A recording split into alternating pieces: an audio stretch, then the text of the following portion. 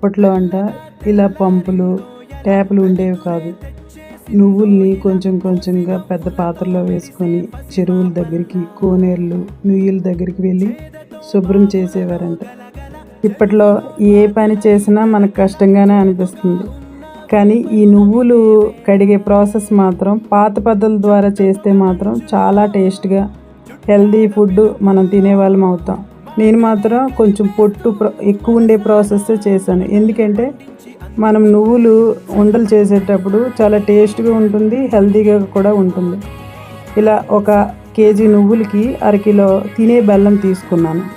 అంటే కుండ బెల్లం ఉంటుంది కదా, సో ఆ బెల్లం లేదు అనుకున్న నార్మల్ బెల్లమైనా తీసుకోవచ్చు. యాక్చువల్గా ఇది షుగర్ పేషెంట్లు కూడా తినచ్చు. ఎందుకంటే ఇందులో కేవలం బెల్లం, నువ్వులు మాత్రమే ఉంటాయి కనుక చాలా హెల్తీ ఫుడ్.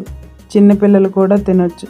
ఈ వీడియో నచ్చితే మరిన్ని ఇలాంటి రెసిపీస్ కోసం మా ఛానల్ని సబ్స్క్రైబ్ చేసుకుంటారని కోరుతూ, మీ అరుణ్దీప్ వ్లాగ్స్ని సపోర్ట్ చేసి సబ్స్క్రైబ్ చేసి షేర్ చేసి లైక్ చేయండి.